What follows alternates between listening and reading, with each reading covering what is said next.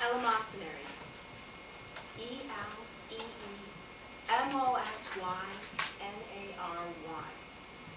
Eleemosynary.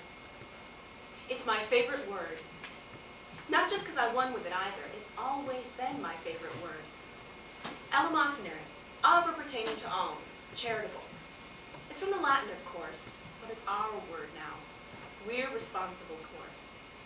Eleemosynary, like a small song. This is my grandmother. She had a stroke. Could you open the drapes, dear?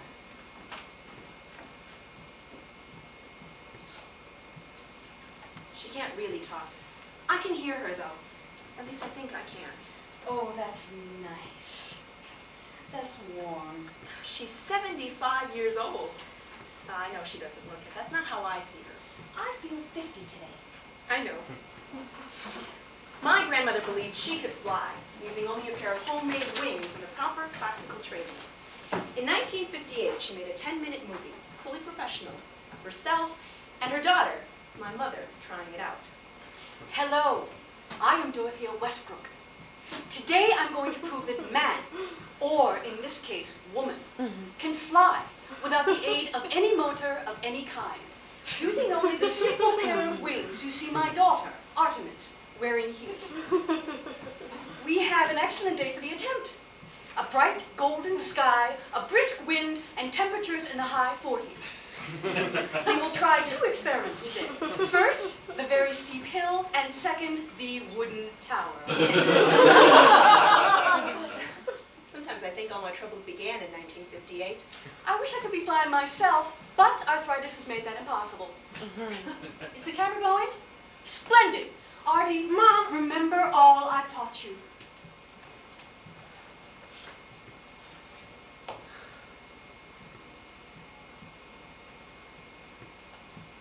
Spelling the words becomes easy, really. Almost a nuisance. N-U-I-S-A-N-C-E, nuisance. What I really concentrate on is the meaning of the word. Or more than that, the feel of it. The world is filled with an inner conviction, a cord of truth and power that needs only to be unsnarled and drawn taut between its center and our own. Lots of words have a special feel to them. Words like prink and zenana. Words like dysphomism and autochthonous. Spelling them is nothing compared to just feeling them. Flap! For God's sake, you call that flapping? You're being filmed! Beautiful words for ugly things. Limicolous. L-I-M-I-C-O-L-O-U-S. Limicolous. Means dwelling in mud. Or this one, esurient. Just mean hungry. But the way it feels, I used to stop right in the middle of spelling it. E-S-U-R-I. There are words I'd give my life for. You're not concentrating. I still have the film my grandmother made. It's not working. Keep trying. Concentrate. I'm not flying. You will. Oh! Mom was only 15 then. This wasn't the first strange thing Grandma made her do. Never have a daughter.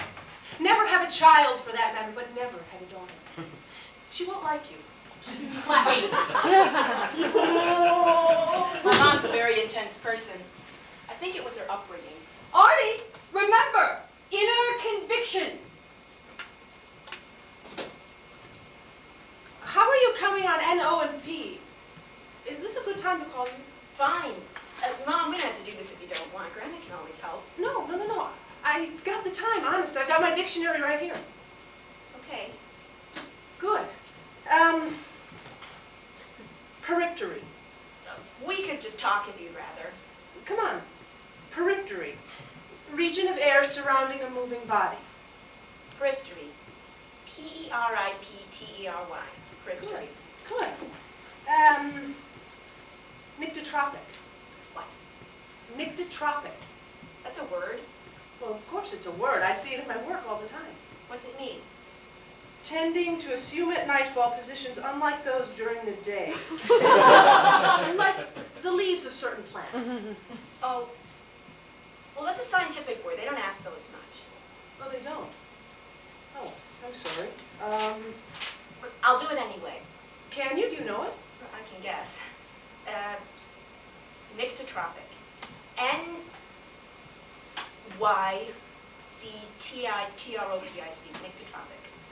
That's amazing. How do you do that? Let's do another. Let's see. Mom. What? Let's just talk. We are talking. Oh, why don't you come over here and help me? I'm very busy these days. You've got Dorothea. Now, Well, I want you too. you have me. You do. I'm right here. I'm on the phone. Now, let's just do another word. Anything. Orbit. Orbit? You mean like planets? That's right. You think I can't spell orbit? Well, just spell it and we'll go on, all right? Could you please come over? No. Orbit. Mom, this Orbit. Or I'm hanging up. O-R-B-I-T. Orbit. Thank you.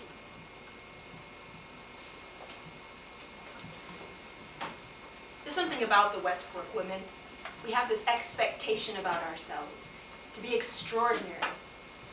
It's a little like having a disease in the family. Well, the very steep hill seems not to have done the trick. We are moving on, therefore, to the wooden tower. When I was still in my crib, my grandmother was constantly shoving words and numbers in front of me. The first thing I ever said was the ancient Greek word for grandma. My granddaughter is a born genius. Dorothea raised me from the time I was 2. I could do calculus when I was 9. I'm not jumping off that tower. Of course you are, dear.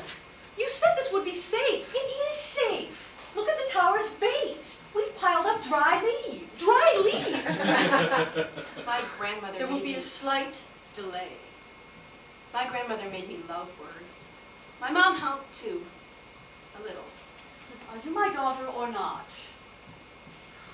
At 12, I decided to be the greatest speller in history. For life.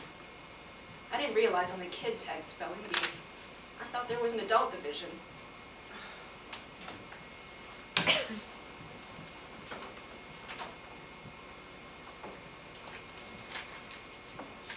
My daughter is now, about 12 feet off the ground. And let go of the railing, dear. No. Don't be stubborn. Dorothea was one of the notable eccentrics of her time. You want to fly, don't you? No. I do. Well, then you must let go. I fly with words. Oh, I know it sounds stupid to say, but it's true. Some words literally lift me up to a private altitude. Sortilege, charivari, undulate, favonian. And that word that means playing with words. Logadadely. Isn't that a great one? Logadadely. It's a one-word yodel. Why are you so afraid to make history? No daughter of mine will. No daughter of mine. Artie? Mom? Mom, are you there? What, honey? Could you come over? Oh, I can't right now. What's wrong? I'm the National Spelling Bee champion. I know. You can be very proud of a year's work. What will I do next year? What do you mean? Well, there's nothing left to spell. I spelled everything. I spelled Zugma and Withershins and Grapple and Thog Dog. I spelled Revenant and Aerotaxi. I even spelled Tissus. P-H-T-H-I-S-I-S. Tissus. Could you please come over? Echo, no. then spelled Eleemosynary like it was cat or dog. I took a beautiful, amazing mechanism and spelled it. Artie! Don't take a negative attitude. Don't take a negative attitude. Why not? Turn them into something nugatory and ugsome. Into what? I mean, serendipitous and marmoreal. Damn it. Speak English. I am. Those are good English words. Well, some words are meant to be spelled, not used. These spelling bees are the quiddity of hebetude.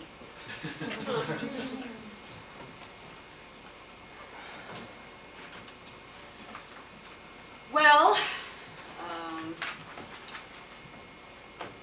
it seems we will not be able to complete our experiment today. Damn right. What a pity! Hopefully, perhaps tomorrow. Forget it. You came so close on the hill. Never. You are nuts. And now you're nuts on film. Mom apologized for that later. Grandma never mentioned it again. She moved right on to other projects. Communication with the dead, spontaneous combustion, astral projection. But she never filmed those. I'm sorry. That's all right. I forgive you. I can feel my grandmother in me. My mother too, a little. Something flies straight through us, straight from Dorothea to me. It's a gift. The secret of flight lies in the assurance that we are worthy of flying. Well, I guess it's a gift.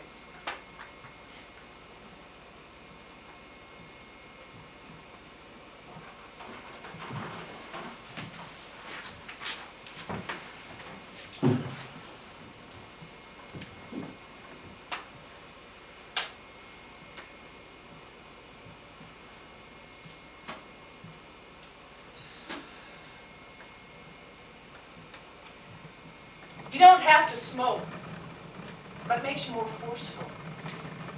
Whoever's with you knows that while you do need oral gratification, you don't necessarily need it from them.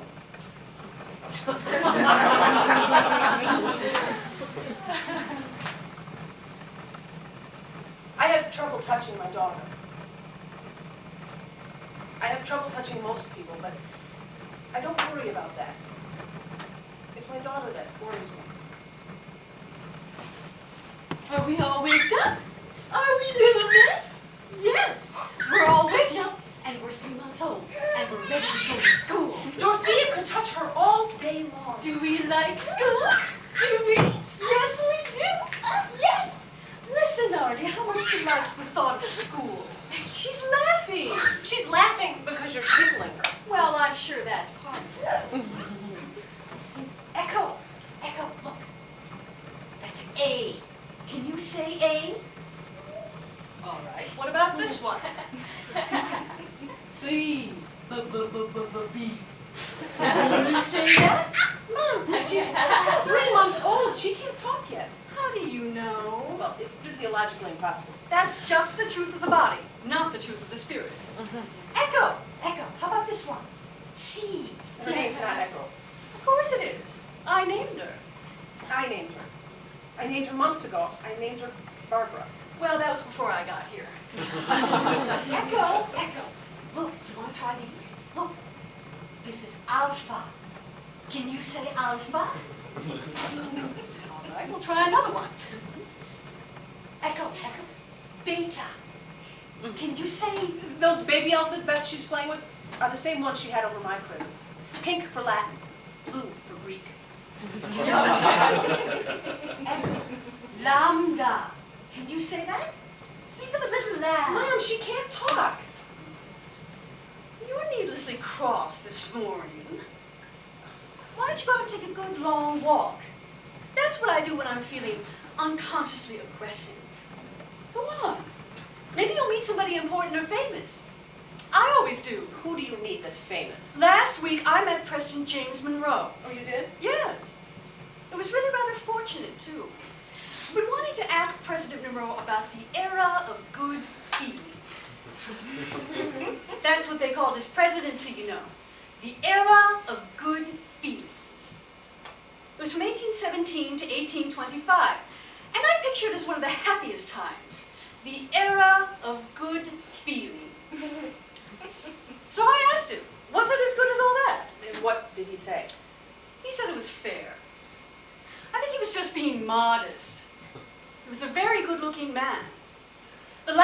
president to wear short pants. Did you know that? He looked a little funny in this neighborhood, but all in all, it was a very nice visit. So, go take a walk, why don't you? Good for the postpartum nonsense. Thank you. Don't mention it.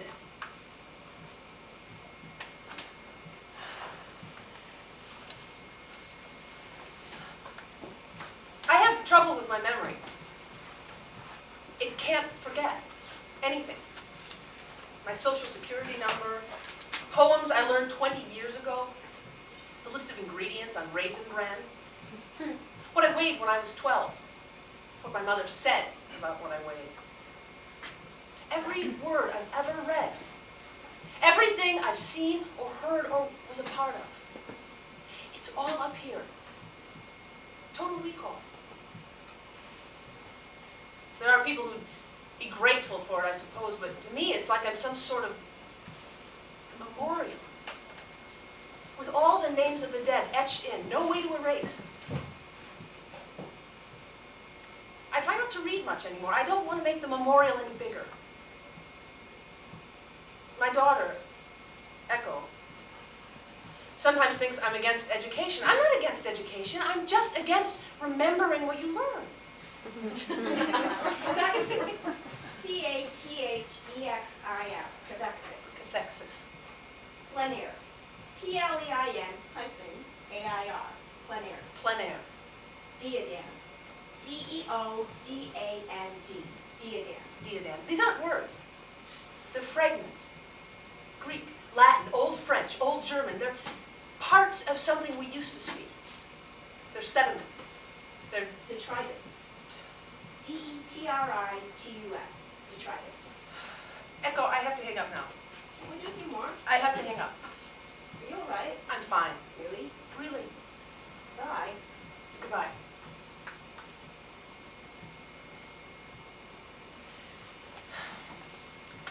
My mother made sure I had tutors from the age of 4.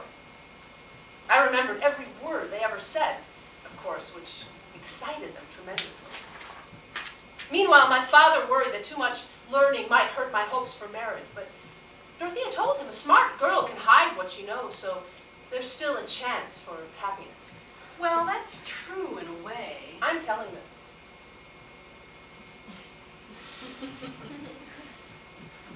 When I was 18, I got pregnant.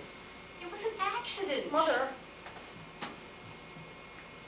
in 14 years of tutoring, no one, including my mother, ever brought up the facts of life. I knew the whole succession of Midianite kings, but I didn't know anything about the men who cut our lawn. Till I went out with one of them. You can't be pregnant. You can't.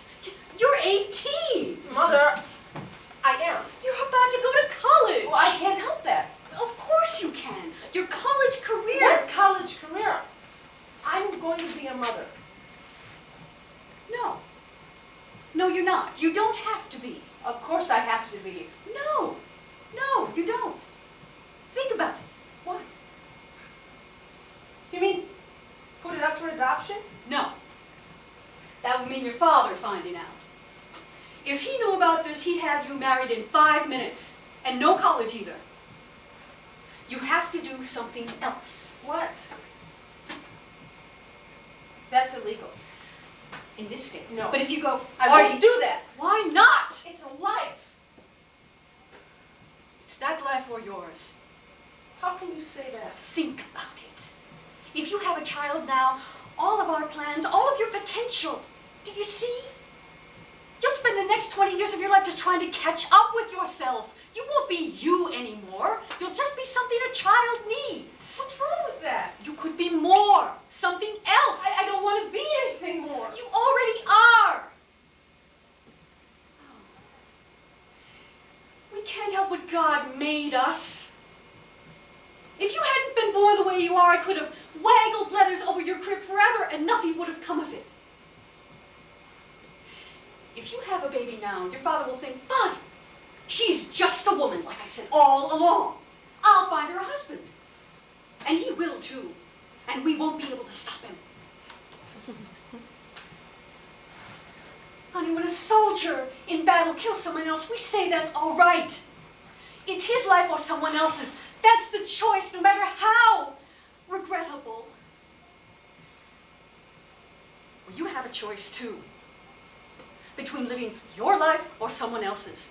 You only make that choice once, and you have to make it now.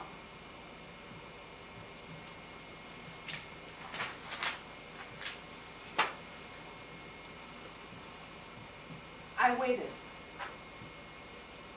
A little while, anyway. But finally, we crossed the state line, and I ran away right after that. Across 3 state lines. I lied about my age, and I got a job teaching at a private school. I think they were surprised at my interview. They asked me what I taught, and I said, "What have you got?" Chemistry and ancient history, they said. I told them I could do both, and I did. I taught kids that were my age, and they called me Miss. I spent my free time being delighted to be away from my mother and wondering how she was. I was fine, that's how I was. I was speaking daily with Mr. Norman Sweet of the Sweet Detective Agency. He was making excellent progress. One afternoon, I came home from teaching to find my mother sitting in my room.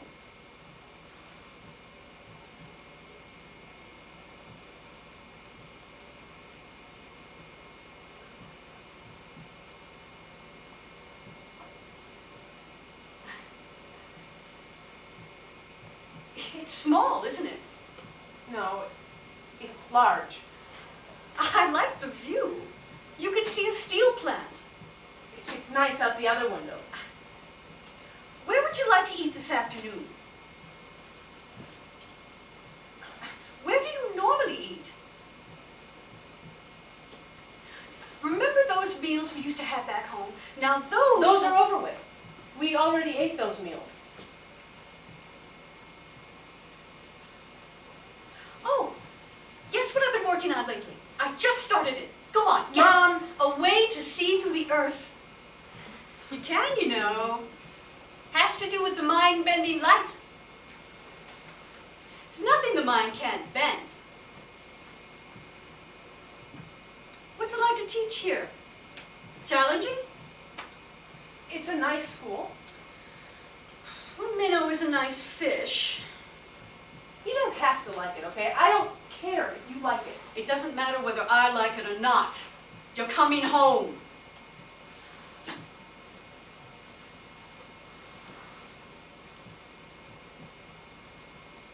Oh! Guess what? Guess what I bought? It's a gift. It's for you. What? This. It's a book. I can see that. It's in Latin. An 1857 edition of Ovid's Metamorphoses, published in Rome. It's in very good shape. It's beautiful. Well, it was expensive enough. But then, I know how much you love Ovid with all those young girls of his running away from the gods and being turned into cows and constellations and things. Thank you. Oh. Don't thank me. You have the right to an intellectual life. I wonder if those girls were glad after being turned into trees or reeds or whatever. There's something so stationary about a tree. Oh well, too late for them. I ran away again. On the way home. I climbed out the window, the bathroom window of Matt's hygienic cafe. With the book. This time I moved very far away. But I stayed hidden. For a long time. Hush, my darling, sleep, my darling, precious babe divine. Moonbeams hold you, soft enfold you. Sleep, my little babe divine.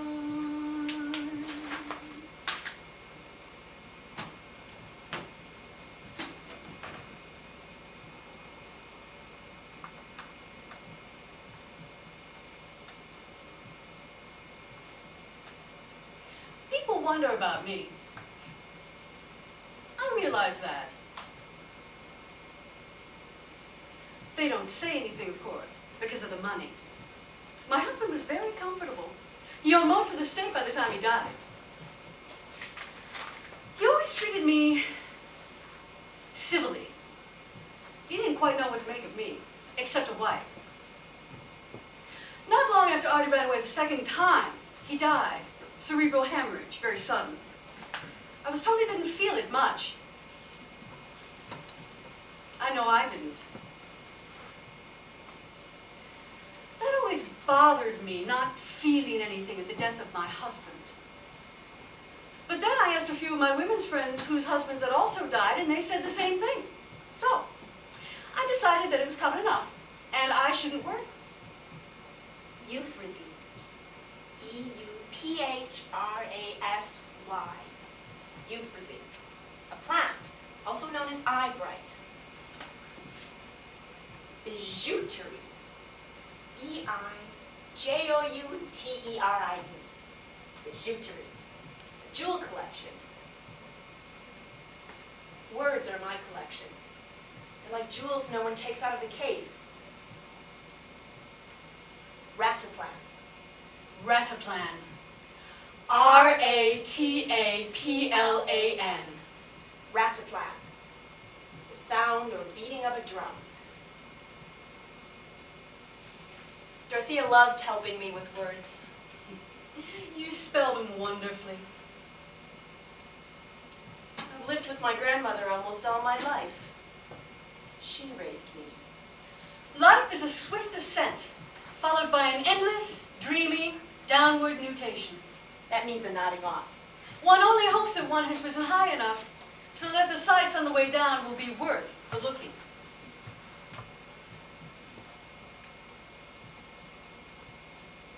This is what I imagine she thinks.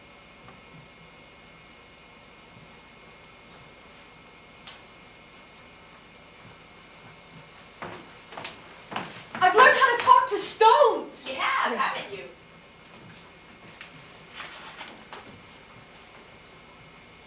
Isn't she pretty? I'm not blind to good looks, you know. Beauty and intelligence. I thought I was a very lucky mother. She's dreaming. I'm in her dream. Do you want to know what I'm like in her dream?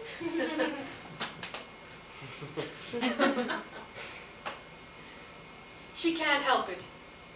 It's not her fault and it's not mine. It wasn't my mother's either, I suppose. We always try to be just right. Just what the next one needs. And we never come close.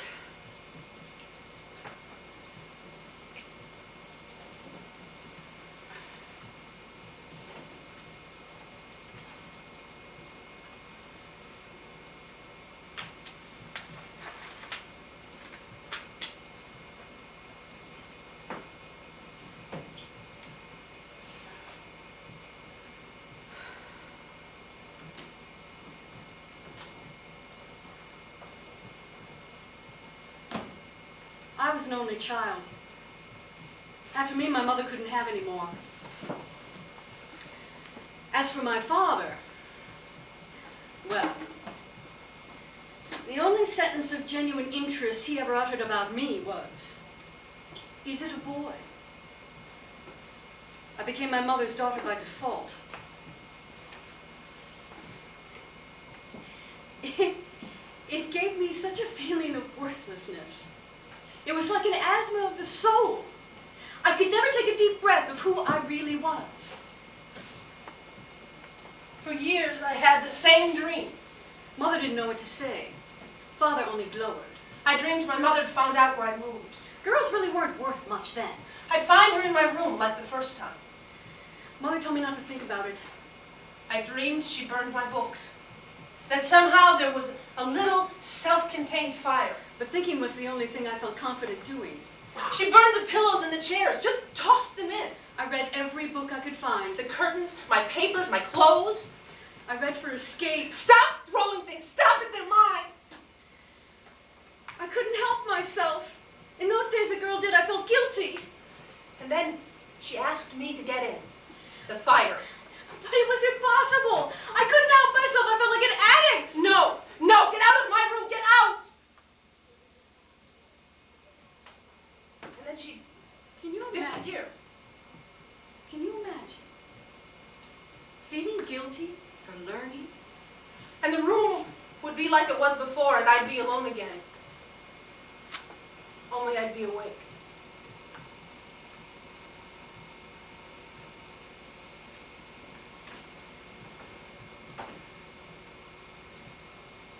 The day I graduated high school, my father smiled and said he had a wonderful surprise, which turned out to be an arranged marriage between me and John Westbrook. John was, I admit, a sort of boyfriend. And I had planned on getting married, perhaps, to him in 4 years. But what I wanted didn't concern my father. I said, "What about college?" And he said, "John's going directly into his father's business." No. What about college for me? I said. My father just laughed. He laughed at the idea that I might prefer college to marriage. He laughed and laughed.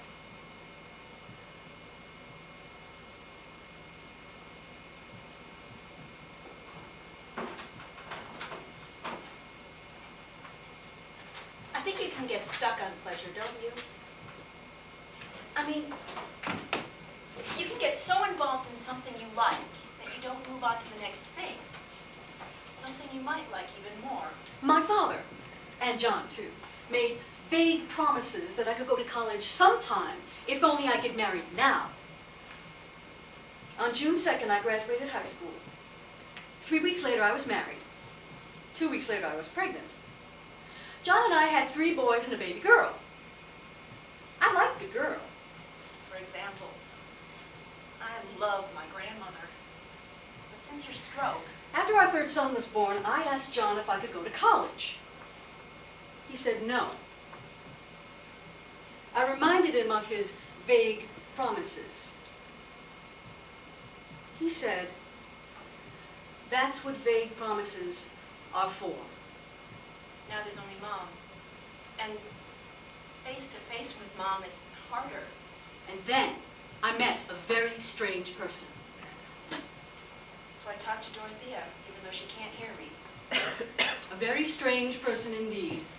I move her arms, do words, and pretend that she's still here. He was a guest at a summer party.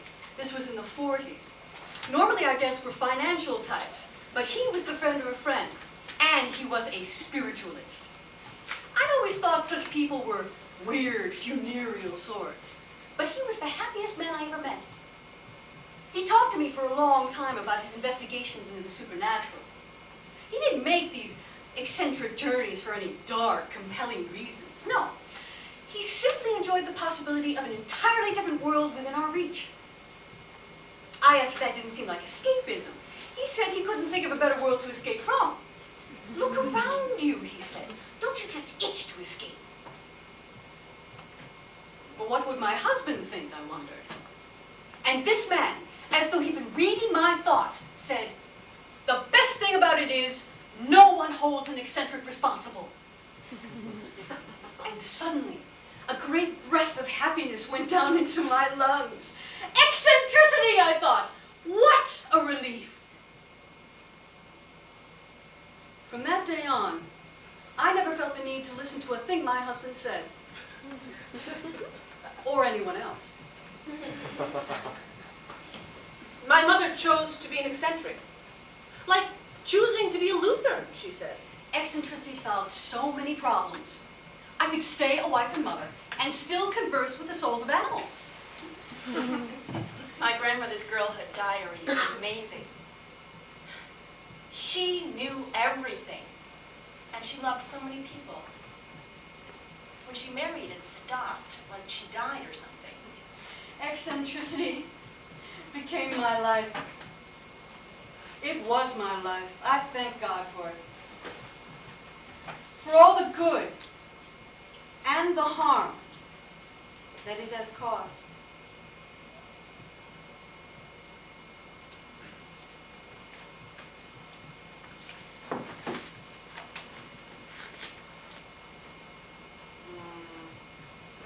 She can't hear you.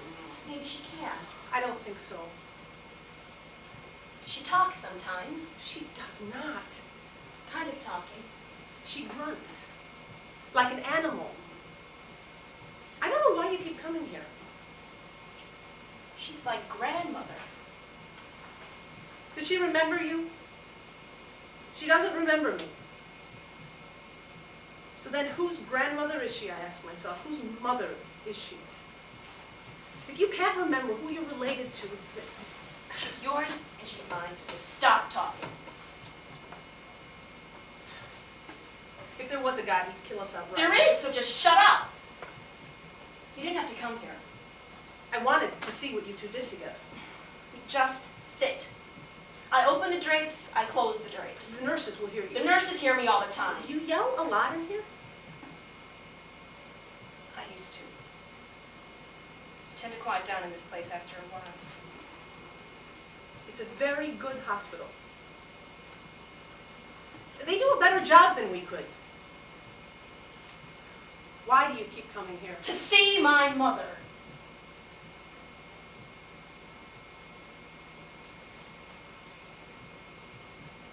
Be home in time for dinner.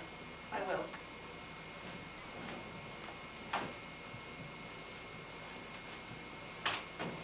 My mother left me when I was little. For a long time I wondered if she'd left or just suddenly got a lot older. Or I wondered if there'd never been a mother at all. Maybe it'd always been my grandmother all along and I was just confused. I really thought that.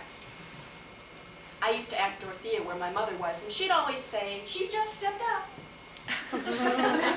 She what? She just stepped out, dear.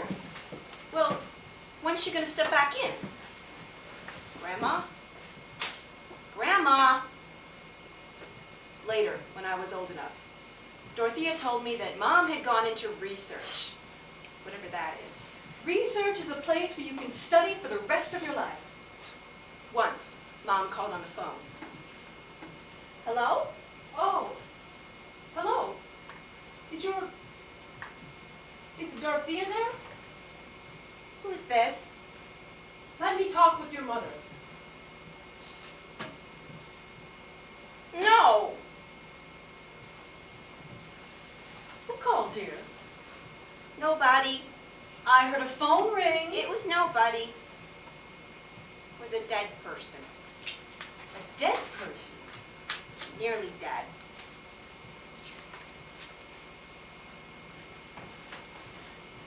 Why don't you come over here and sit by me? Come on. Come on, come on, come on, come on. Come on.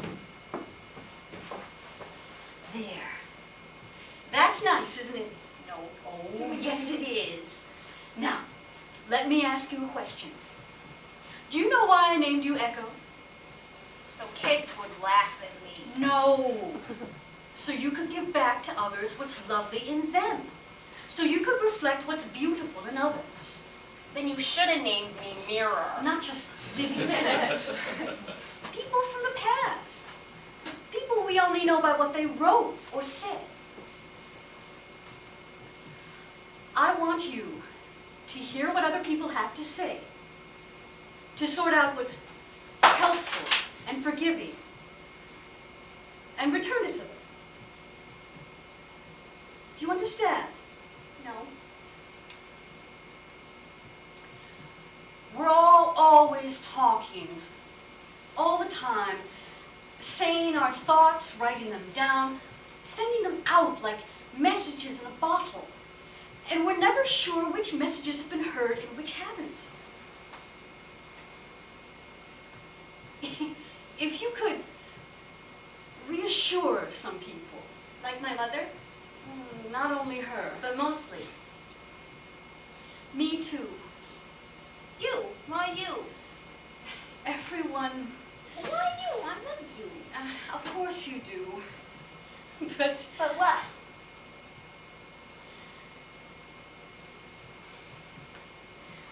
We all need forgiveness.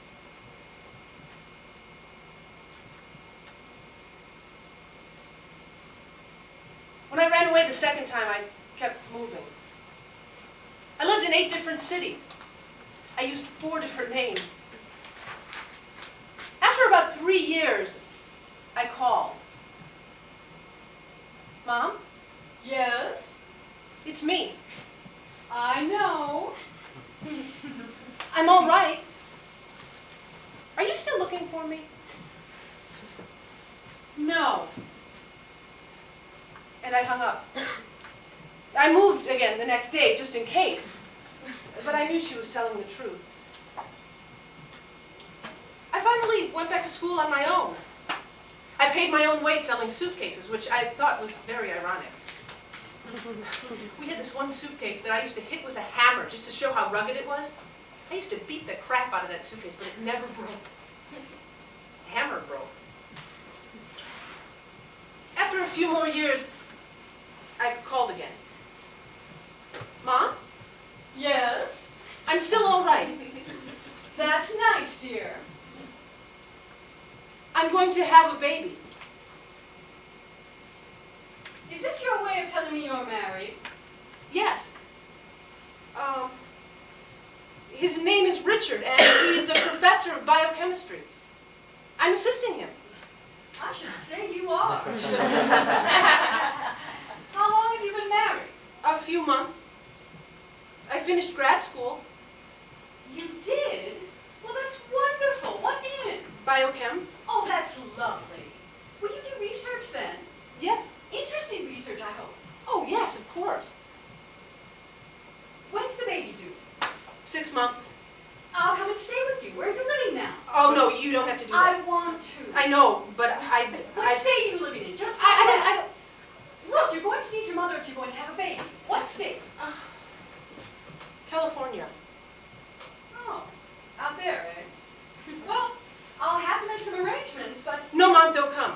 I don't want you. Nonsense, I'll be there in a week. Mom, What? don't you want to know what city I'm in? No, I like the challenge. A week later, there she was. Hi. She bought a house on our block. She came over every night. My husband actually liked her. Richard had taste. He had more than that. When I was with my husband, I had no memory at all of where I'd come from or what I'd been like or what I was afraid of. We worked together, loved each other. Every day was independent of other days. Each day was experienced and put away, simply put away, as if it had been a whole life in itself. And every night was a quiet, lovely step from one life into the next. When my mother arrived, my memory came back. Forever. I like my new neighborhood. I saw King Solomon on the street yesterday, but he couldn't stop. Richard could not understand why I couldn't function with her around. I couldn't, though. She'd come over with some theory about making toads fly. Don't get upset, dear. I'll just be down the street if you need me. When I had my baby, she drove me to the hospital. My husband was at work. A girl. Mom! Oh, this one will fly. She'll fly. I can feel it. Exactly 1 month after Echo was born, my husband died in a car accident. As Dorothea put it, One death, one life. The world was always working like that. When my father died, Mom didn't talk for days. That's what Grandma said anyway. I think she really loved him. But, as Dorothea put it, as I always say, the dead are the dead, and the living are the living. that's not what you always say. It's what I say at the moment. Now, how are we going to raise this child? We? You can't do it alone. You have a career to think of. You're a grief. I know, I'm aggrieved. You see? I'll get my things and move in. We have work to do. Hush, my darling, sleep, my darling, precious babe divine. Moonbeams hold you soft and fold you. Sleep, my little babe divine. Hush, my darling, sleep, my darling, innocence divine. Mother holds you, arms enfold you. Sleep, my little babe divine.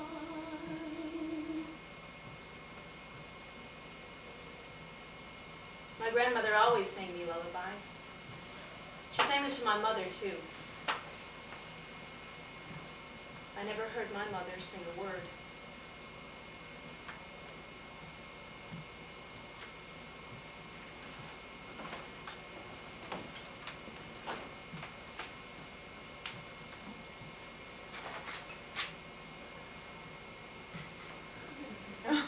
Like them?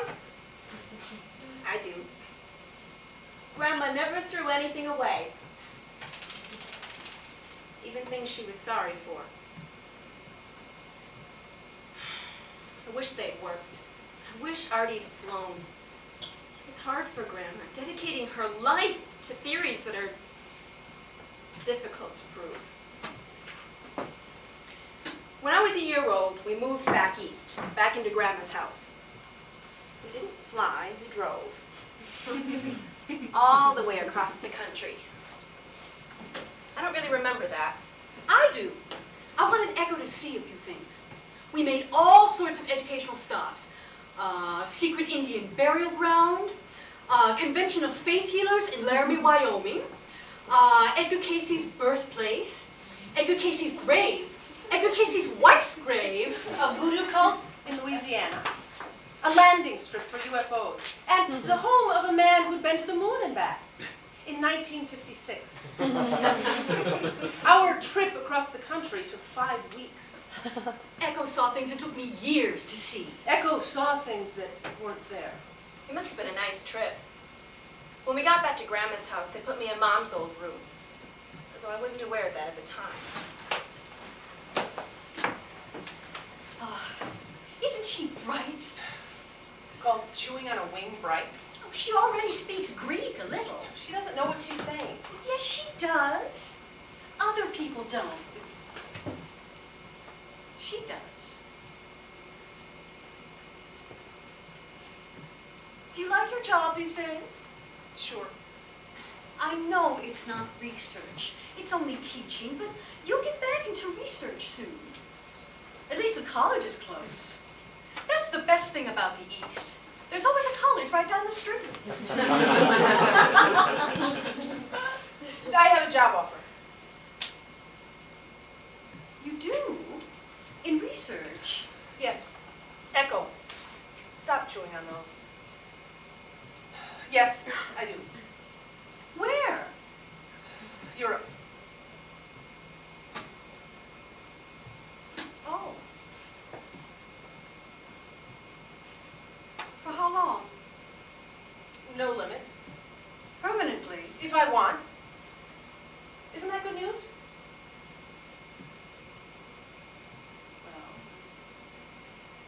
Are you planning on taking Echo with you? She'll grow up speaking a foreign language. She already does. The Greek word for grandma. It's all right, I'm here. She likes me. She's used to having me around. Almost more than you, I sometimes think. What does that mean? Nothing. I was just observing. Echo. I was just observing. Are you sure you have to take this position? It's the next logical step. Well, then I'll come visit. What country visit it. I don't want you to visit. Well, I have to visit. I have to see Echo for one. You can see her here. Every day. I want you to keep her.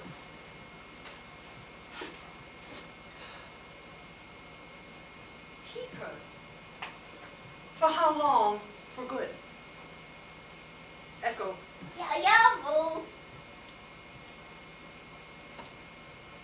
I want you to keep her for good.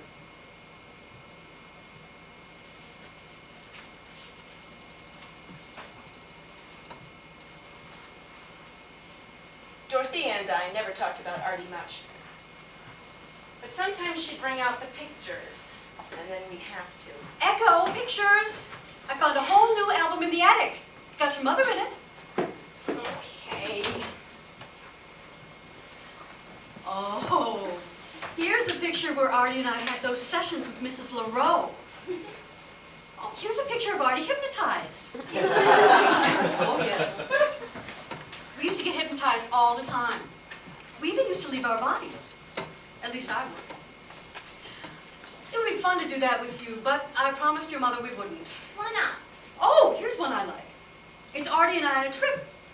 We went to one of those vortexes. You know, one of those houses where the balls roll up instead of down. No. Well, they have them. And we went to see one. And the little balls rolled uphill just like they were supposed to. I personally found a lot of strength in that. But Artie didn't like it at all. Your mother never took much pleasure in seeing the rules of the world broken. I knew they weren't being broken. There were just more rules than she thought there were. How many rules are there? In the whole world, Yeah. how many do you want? Because that's how many there'll be. I still remember everything, but in particular, I still remember being waked up by my mother when I was 7. We sneaked out of the house, just the two of us, late at night. It was late spring. The air was warm. My mother looked all excited. She pulled out a pair of scissors, and she cut off a piece of my hair. A lock of your hair. A lock of my hair. And she said, I will take this lock of hair, cut off in secret under the full moon, and I will save it as long as you are my daughter. Whether we love each other or not, whether you remember me or forget me, whether I help you or harm you, I will always have it till the day I die. And then we went home and went back to bed. I asked her later where she kept my hair, but she wouldn't tell me. It's a secret, even from you. I just wanted to know. But no matter how much I begged her, she wouldn't tell me. It's a terrible desire to want to know everything. So finally, one day when she was gone, I looked for 5 hours. I opened every drawer. I looked under every piece of furniture, in every pillow, under every rug, all through her jewelry collection, in the bathroom cabinets, above the bathroom cabinets. I checked the bottoms of drawers, the backs of furniture, behind pictures, mirrors. It's a terrible desire to want to know everything. I ripped the sheets off her bed. I looked underneath the mattress. I went through every book, every magazine. I felt inside all of her shoes. I looked behind the toilet. I felt on top of the door frame. It's a terrible desire to want to know everything. It wasn't anywhere. It wasn't anywhere in the whole damn house. When my mother came home, she found me sitting in a huge pile of her things on her bedroom floor. She didn't have to ask what I was doing. She went immediately to her dresser drawer and took out a small screwdriver.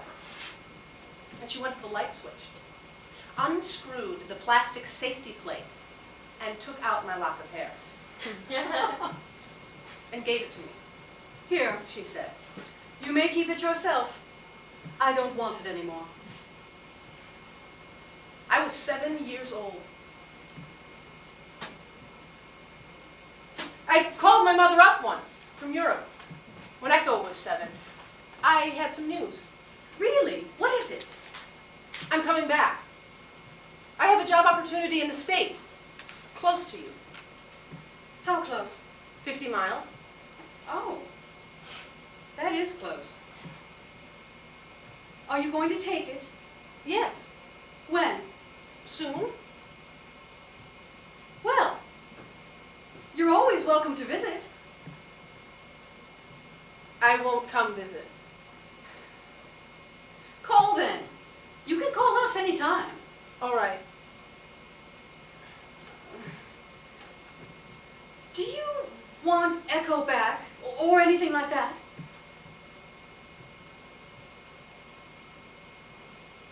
No.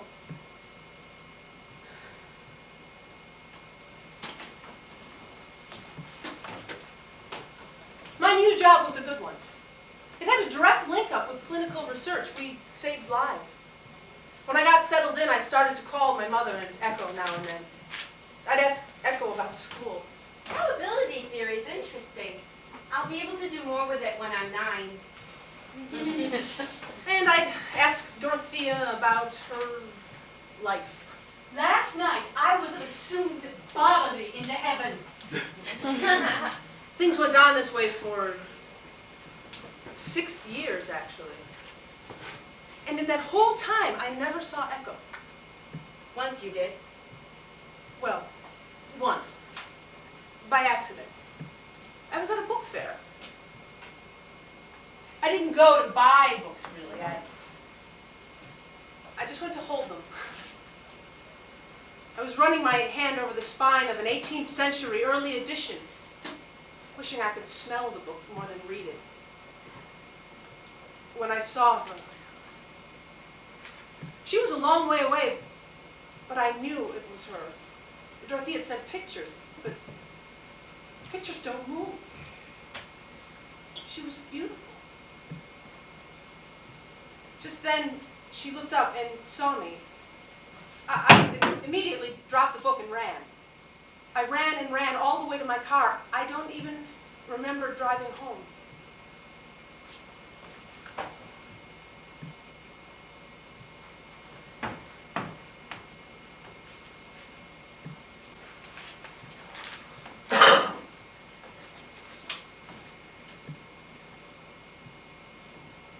I bought the book. Robinson Crusoe. The Life and Strange, Surprising Adventures. I read it 17 times. I think a woman has a right to be irrational about her children. Once she has them, she has them. They're hers. She thinks so, her husband thinks so, everyone thinks so. They came out of her body. They are her body. And anytime they want love, they can demand it. As long as she can open an eye, she'll see them. As long as she can hear a sound, it'll be them. Forever. From the moment they're born. The same is true for the one I didn't have. Only that one comes to me in my sleep and asks for her love then. Echo calls me a bad mother. But if she could see me at night, how good I am, how much care I take. It really is an amazing thing, old age. Look at my skin. It's like the last layer of tissue paper before you open a gift.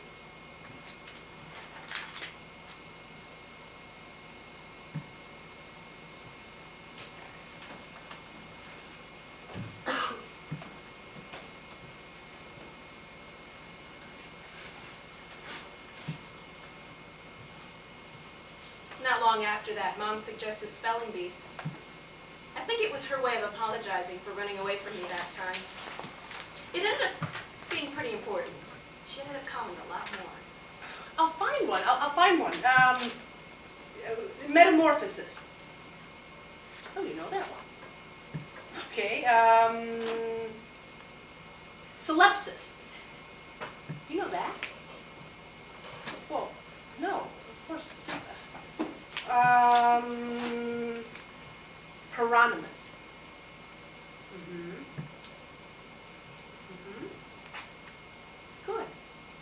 That's right. Now, let's... Oh, damn it. No, I dropped the book, that's all. I'm trying to get dinner ready and... No, don't call back. I'm fine. Really. I think she liked helping me. She ended up spending a lot of time on it. What do you mean that's not a hard one? Opune is a hard one. Now spell it. Opune. O-P-P-U-G-N. Opune. Fine. It was strange suddenly talking to her so much. How was school today? Fine. They want me to start taking some college courses. You're only 13. Well, you gotta start sometime. How's work? Fine. We're seeing some nice results with that new anticoagulant drug. You're seeing? Well, we hear back.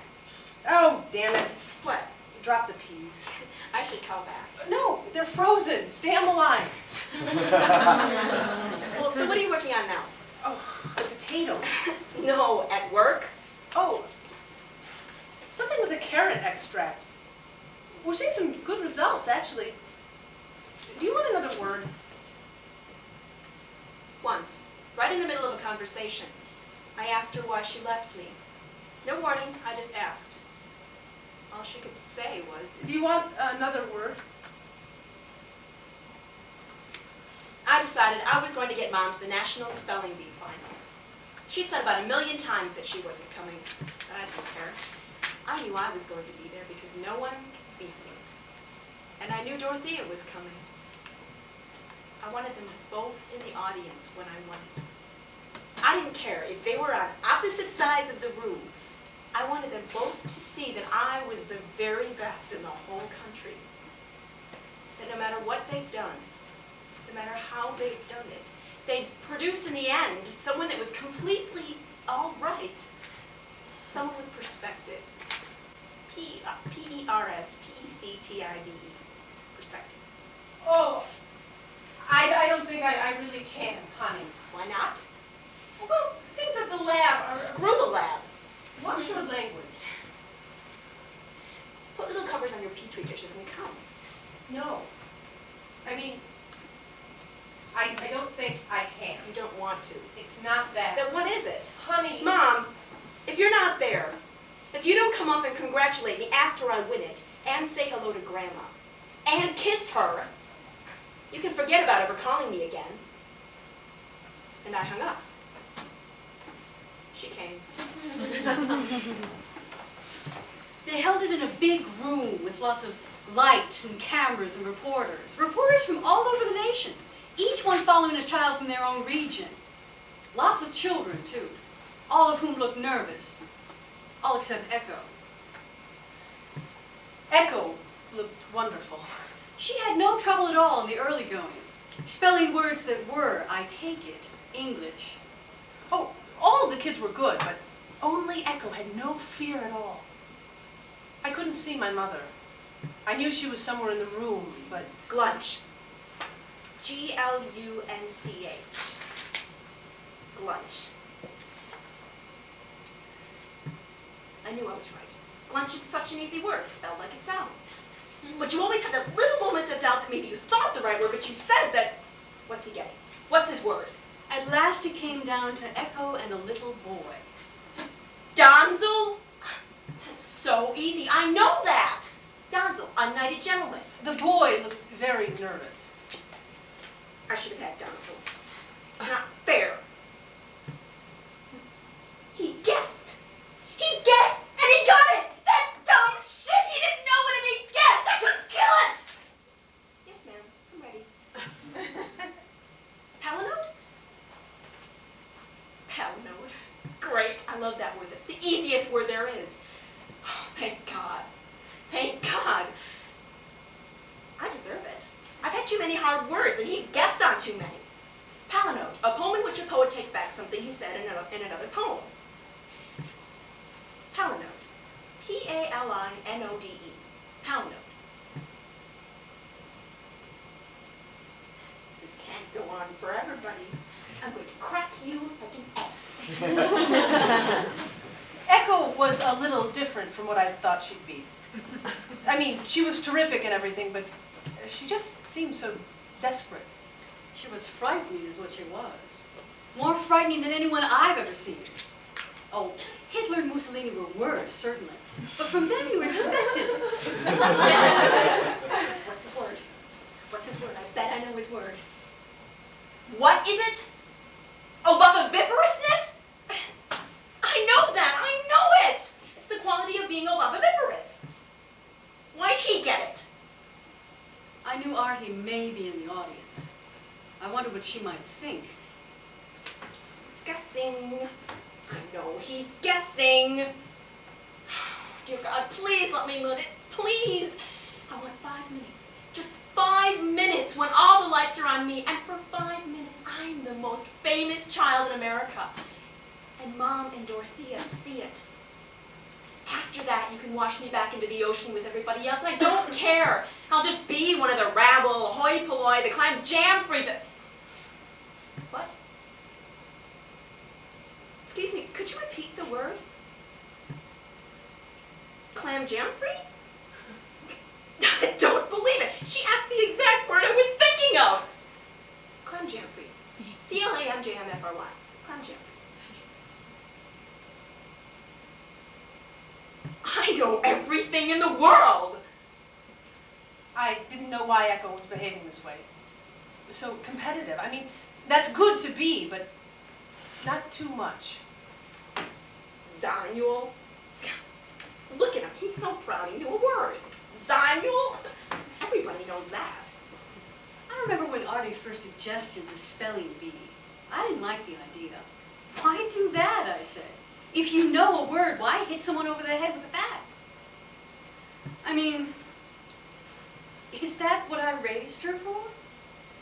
Come on. Miss it. You don't know it. You know you don't. I do. I know how to spell it. I know what it means. I know its earliest derivation. I know its earliest use in literature. I know its...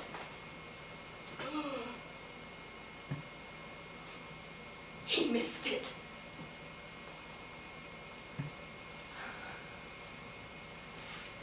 After the little boy missed the word, his head just collapsed. Collapsed right onto his chest, as though it were on hinges. Echo didn't notice. She was watching the woman that gave the words. Echo's eyes were as wide as an owl's. Not the wise old owl. Not that at all. No. More like the real one. The one that hunts. Eleemosynary. ELEEMOSYNARY.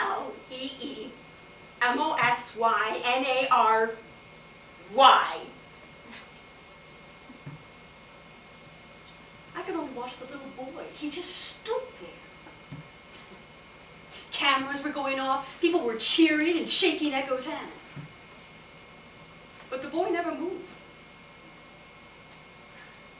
And his head stayed on his chest.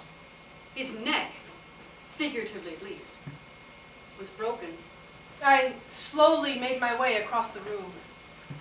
Echo was being mobbed, but all I could look at was the little boy she'd beaten. He looked like a dead mouse. The kid's mom made him congratulate me. He looked almost like an old person. I don't think he thought he could ever lose. Now he was looking at 60 more years of his life he didn't know what to do with. Mom and Dorothea got to the stage at the same time, but by then I'd been pushed over to the side for an interview. I couldn't hear what they said. Oh, hello. Congratulations. For what? For Echo, for her doing so well. Doing what?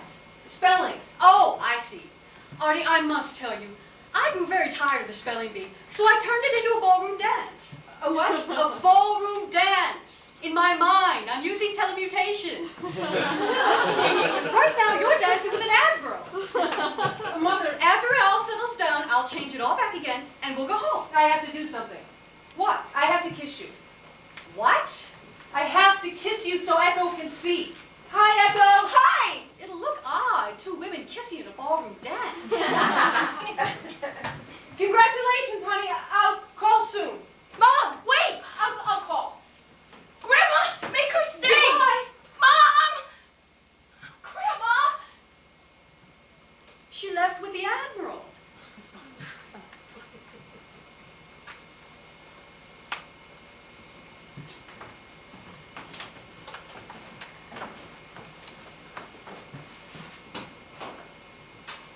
Hush, my darling, sleep, my darling, innocence divine. Mother holds you, arms enfold you. Sleep, my little babe divine. Eleemosynary. That's the one I won with. It's charitable. I used it like a weapon, though. I thought having the both of them there would be a good thing, but it wasn't. It made me realize I was just like them, no better. I wasn't any end product. I wasn't any less cruel. I was just a very intelligent, vicious person. I called Mom a few times after the spelling bee. She was always civil, but she was different. I stopped calling after a while. For 2 years, we hardly talked at all. Then one morning, Dorothea had a stroke, so Mom came home.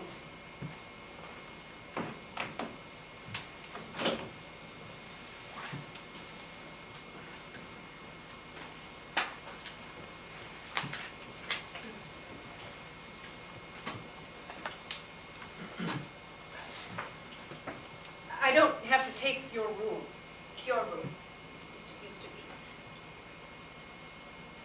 Well, what about the other rooms? There's Dorothea's room. No one sleeps in there. It's hers. She might come back. She won't come back. She might. Or don't you believe in miracles? Do you? No one sleeps in there. Oh. But why do you want me in this room? Because I can't be in it anymore. There are too many good memories of Grandma and me. I never want to come in here again. I want to freeze it in my mind just like it was. And that's why you want me in it? So that you never have to be in the room I'm in? I'll be right down the hall. I don't expect you to like me. I'm going to stay. You don't know what you're going to do.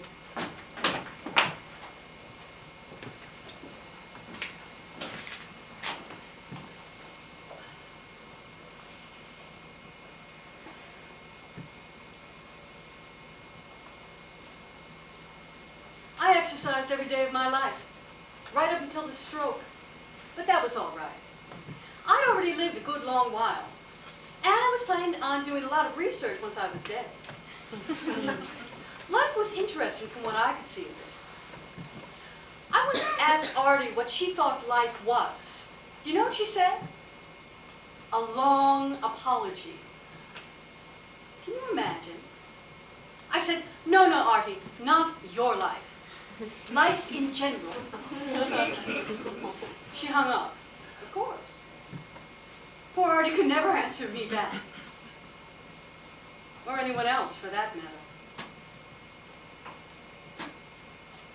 I thought it would be Echo who would preoccupy my thoughts in the last year or two of life, but it wasn't her.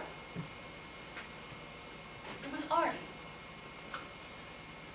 Imagine that. It was Artie.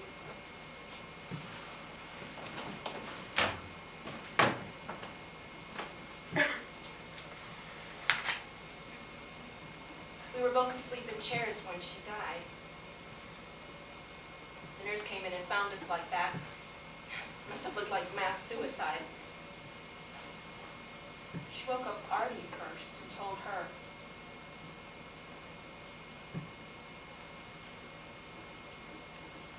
Thank you.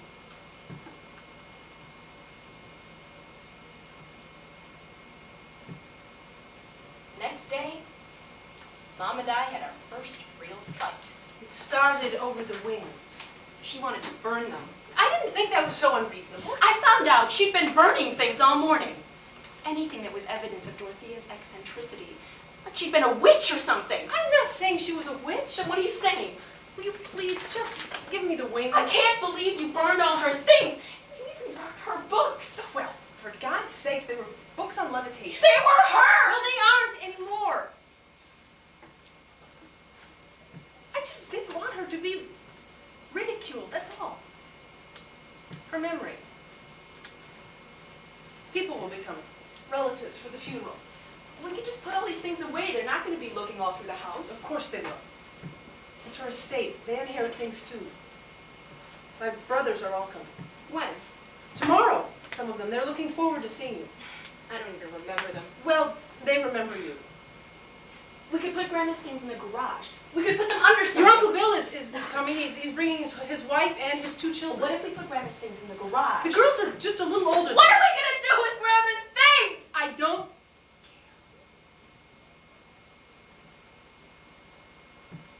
I think you'll like your Uncle Bill. He was always my favorite brother. They have a very, very nice family. They'd like you to come and live with them.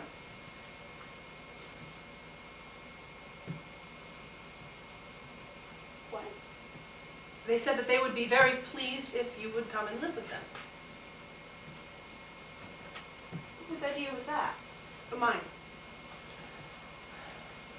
They have a very normal family. I don't want a normal family. I'd be bad for you. I have always You been bad have for you. not.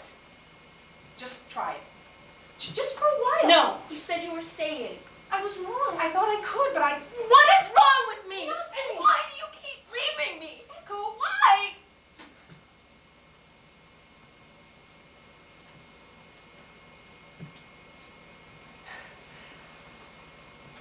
I used to teach you wrong things. Did you know that? What do you mean? When? When Dorothea was with you all day, every day, waggling those goddamn letters and cooing. You loved it, of course, you with your superhuman attention span. The 2 of you got along great. So I taught you wrong things. Wrong things? I taught you wrong names for things when you were learning to talk. I'd point to the floor and I'd say ceiling, or I'd point to the door and I'd say window, and you'd smile and say ceiling and window, and I began to hope that if I could just retard you Retard me? just a little, just to be normal. I thought if you weren't so bright, she might get disinterested and leave us alone. She didn't, though. She noticed that you were mixed up on 1 or 2 concepts. So she sneaked around until she heard me telling you that your hands were your feet. She accused me of intellectual child abuse. It sounds ridiculous, but it was true. I was angry at you for picking her, for wanting her more. I wanted you both. But you couldn't have both. You got her. She was better for you than I could have been.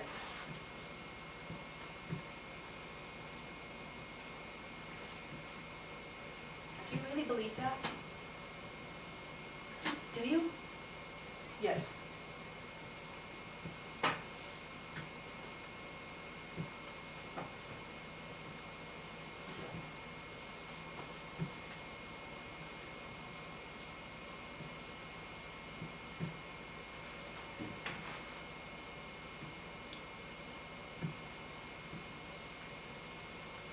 How long do you want me to stay with Uncle Bill and the girls?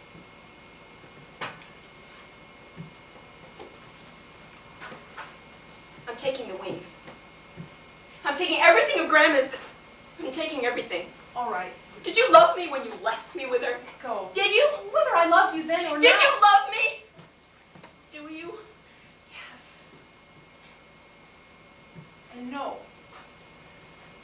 It's always yes and no.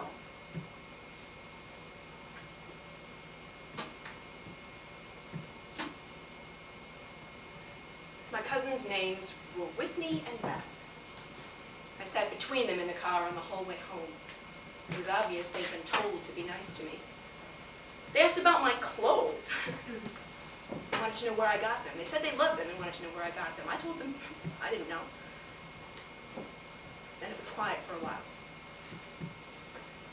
Then Beth asked, "Where did you buy those wings?" But Uncle Bill broke right in and said, "Your mother is very well thought of in her field. You should be proud of her." And it was quiet for about 100 miles. Then Whitney said, "If you want, you can wear my clothes." Then we were home.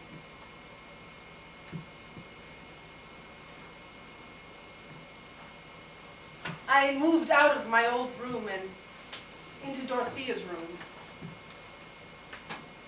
The next day, I moved out of Dorothea's room and into a guest room. A couple days later, I moved onto a sleeping porch. That was a little better. I planned on going back home after a week or two of tying things up, but the day before I left, I turned around and... Hello. What are you doing here? All my stuff's in the hall. Where do you want me to put it? Where's your Uncle Bill? I left them. Why? I don't know. We were all at one of Whitney and Beth's lacrosse games, and I just left. I'll go call. Tell them I'm staying here. You're not staying here. You are not. You said you loved me. I said yes and no. But that means sometimes you do. Sometimes you do, don't you? I'm going to go call your Uncle Bill. Uncle Bill hardly remembers you, you know that? I asked him what you were like as a little girl, and he couldn't even say. He remembers Grandma even less. He didn't have one interesting story about her. About Grandma. They don't have a single picture of her either, not even in their minds. To them, she was just a woman who lived a big, embarrassing life. They all think they've saved me just in time. Not just from Grandma, from you too. They never said that. They don't have to. So I started wondering if they weren't right. Maybe the smartest thing would be to forget you completely. And Grandma, after all, what did I ever get from the two of you except a good education? You especially. What were you ever to me except a voice on the phone now and then?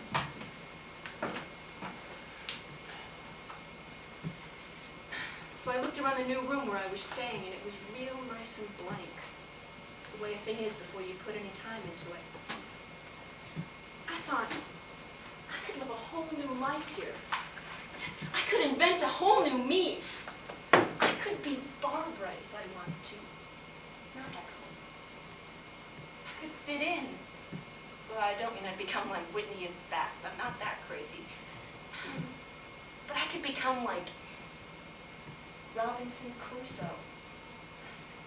And adapt myself to a strange and harsh environment. I could live in a kind of desert. I could even flourish like you have. I could live without the one thing I wanted. But I kept hearing your voice. That voice on the phone, hiding behind spelling words, making excuses. Or so energetic sometimes, so wishing. I don't even remember what you said. Just the sound of it. Just a sound that said, I love you.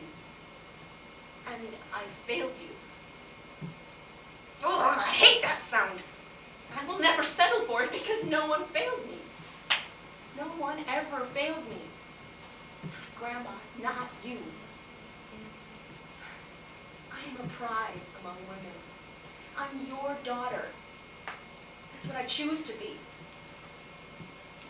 Someone who loves you. Someone who can make you love me. Nearly all the time. I'm going to stay with you. I'm going to prepare you for me. I'm going to cultivate you. I'm going to tend you. You think I'm a garden? Yeah. And you need work.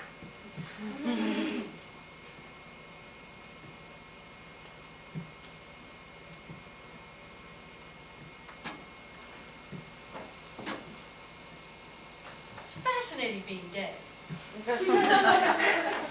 Really, I find it's all in how you approach a thing. Take me, for example. I just started a new project searching for life after eternity.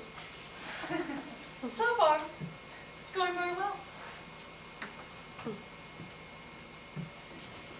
We kept the wings. We even kept the movie. Echo makes me watch it now and then. She tries to point out what's positive in it. I must say she tries very hard. She made me promise not to leave her. I'm one person who can't forget a promise. I love watching that movie. Seeing them both together, speaking and moving. Today I'm going to prove that man, or in this case, woman, can fly without the aid of any motor of any kind.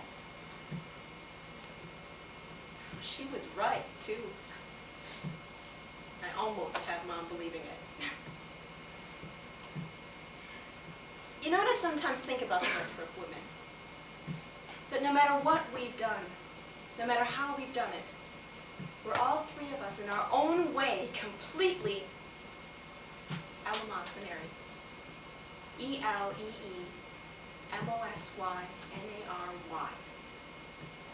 Charitable, the giving of alms.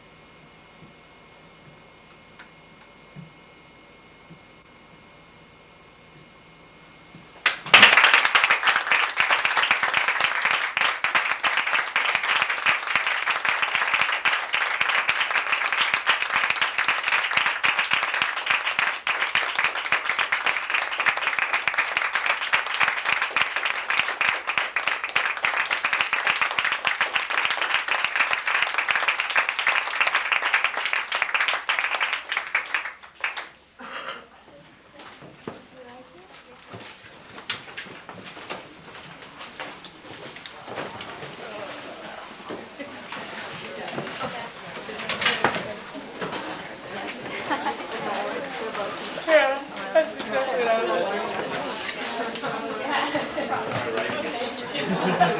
was